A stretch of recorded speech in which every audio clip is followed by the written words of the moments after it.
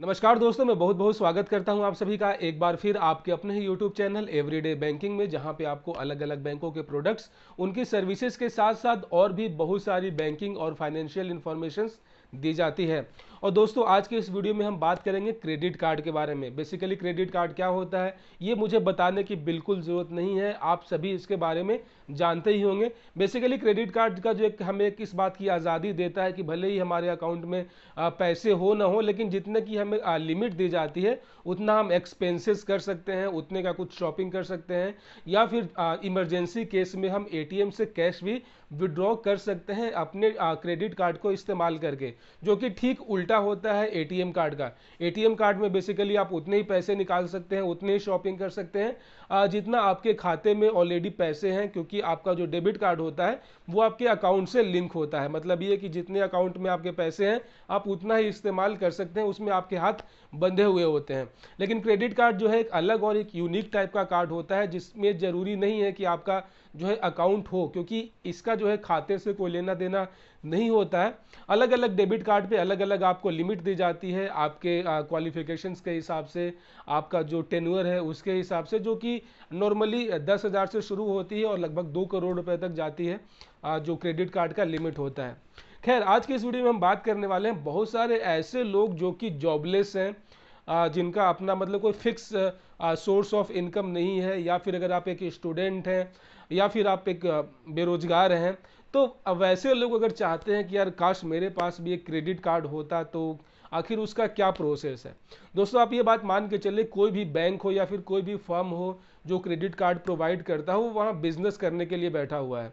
वो चाहता है कि मैं जिन लोगों को क्रेडिट कार्ड दूं, वो जो भी पैसे खर्च करें वो हमें वापस लौटाएं। वो घाटा बिल्कुल जो है बर्दाश्त करना नहीं चाहते हैं।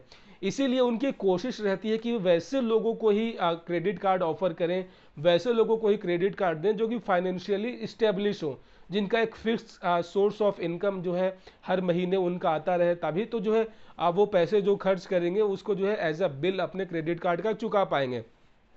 इसीलिए आपने नोटिस किया होगा, जब भी आप क्रेडिट कार्ड के लिए अप्लाई करते हैं वहाँ पे आपसे जो भी नॉर्मल से इन्फॉर्मेशन तो ली ही जाती है, उसके बाद वहाँ पे आपसे आपकी सैलरी पूछी जाती है, आपके औकात का वहाँ पे अंदाज़ा लगाया जाता है कि भाई इसके जो सैलरी है वो कितना है, उसी हिसाब से आपको क्रेडिट कार्ड देंगे नहीं देंगे, उसकी लिमिट क्या होगी। तो जाहिर सी बात है, अगर आप एक स्टूडेंट हैं या फिर बेरोजगार हैं या फिर अगर आप छोटा मोटा काम करते हैं, तो आपकी तो सैलरी कुछ फिक्स है नहीं।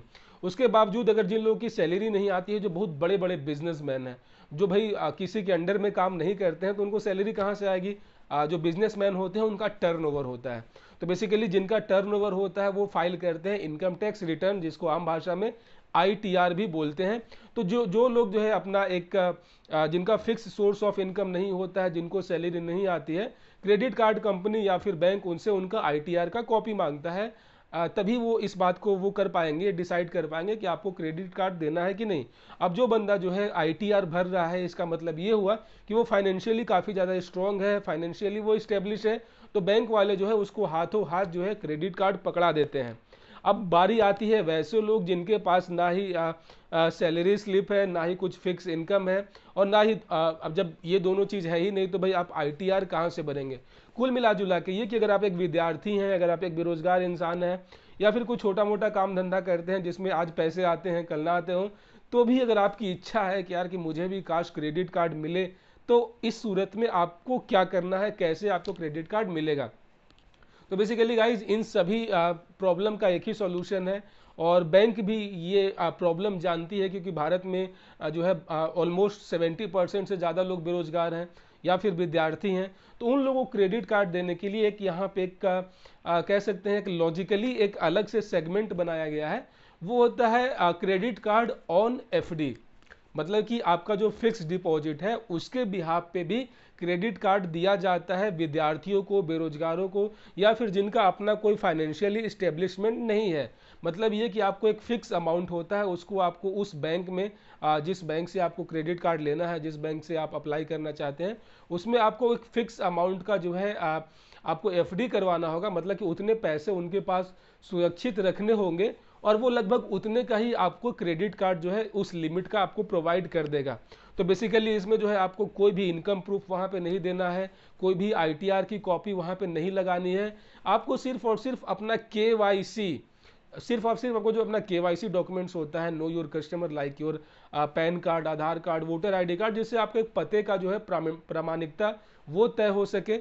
और बेसिकली आपको एक, जैसे कि अगर आपको क्रेडिट कार्ड चाहिए जिसका लिमिट आप चाहते हैं कि आपको 50,000 रुपये का मंथली क्रेडिट कार्ड का लिमिट हो, तो ऐसे में जो है आपको 50,000 रुपये का जो कैश में आपको वहाँ पे बैंक में FD करवा लेना है। बैंक वाले बिल्कुल श्योर हो जाते हैं भाई कि हाँ इतनी रकम जो है इसकी मेरे पास आ चुकी है, मेरे पास जो है इसका इतना रकम जो है सेव है, तो वो बैंक वाले जो है आपको क्रेडिट कार्ड ऑफर कर देते हैं, सेम उसी लिमिट का या फिर उससे एक 2,000 रुपये कम टैक्सेस वगैरह काट के जितने का आपने FD करवाया है। तो ये एक बहुत बेहतर सॉल्यूशंस है, और बहुत सारे ऐसे लोग जो कि विद्यार्थी हैं या फिर फाइनेंशियली स्टेब्लिश नहीं है, वो इस तरीके को अपनाते हैं, और उनका जो शौक होता है, उनकी जो एक इच्छा होती है क्रेडिट कार्ड रखने का, वो इससे कहीं ना कहीं जो है आप जो है सक्सेसफुल हो जाते हैं। आपको ये ध्यान रखना होगा कि बहुत सारे जो है गवर्नमेंट बैंक जैसे कि SBI हो गया, PNB हो गया, ये सब थोड़ा सा कतराते हैं विद्यार्थियों को जो है क्रेडिट कार्ड देने में। ये पहली बार में जो है आपको 99% चांसेस है कि वो मना ही कर देंगे, क्योंकि उनके ऊपर कोई टारगेट नहीं होता है, कोई प्रेशर नहीं होता है कि भाई आप मंथली सालाना इतना क्रेडिट कार्ड आपको जारी करना ही है। लेकिन जितने भी प्राइवेट बैंक हैं, like axis bank, ICICI bank, HDFC bank, जिनके ऊपर जो है इनका एक टारगेट होता है, इनके ऊपर प्रेशर होता है कि भाई आपको जो है अधिक से अधिक लोगों को क्रेडिट कार्ड देना है, क्योंकि क्रेडिट कार्ड से जो है उसके इंटरेस्ट के ऊपर बैंकों की बहुत ज़्यादा कमाई होती है। अलग अलग ब्रांड्स जिनके ऊपर आप शॉपिंग वगैरह करते हैं, तो उनके साथ पार्टनरशिपिंग होती है। ऐसे में जितना ज़्यादा ट्रांजेक्शन्स होता है, उनको उतना ज़्यादा जो है as a profit margin, as a commission मिलता है। इसीलिए वो लोग भी चाहते हैं कि वो अधिक से अधिक जो है क्रेडिट कार्ड जो है वो लोगों को बांटें। अब चूंकि ये RBI जो है, RBI का गाइडलाइन है कि भाई ऐसे ही तो भाई आप किसी को बांट नहीं सकते, आलू प्याज की तरह भाई क्रेडिट कार्ड ले लो, कुछ नियम कानून है वो भी बनाए गए हैं। तो नियम कानून के तहत में ही ये है कि आपको जो है अपना इनकम प्रूफ वहाँ पे शो करना होगा।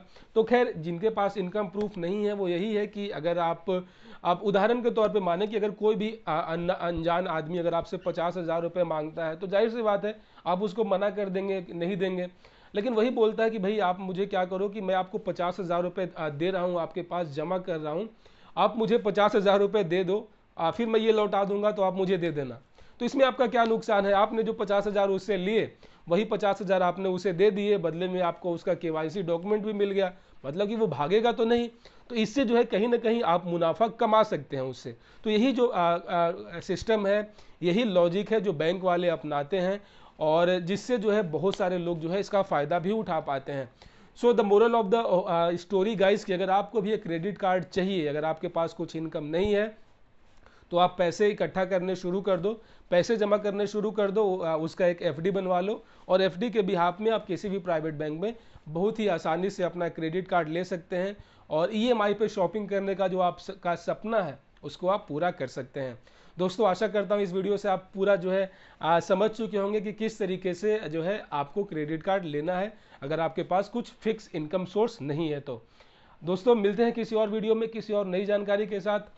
रखिए अपना बहुत सारा ख्याल। जय Hind. Keep banking with everyday banking. जय हिंद।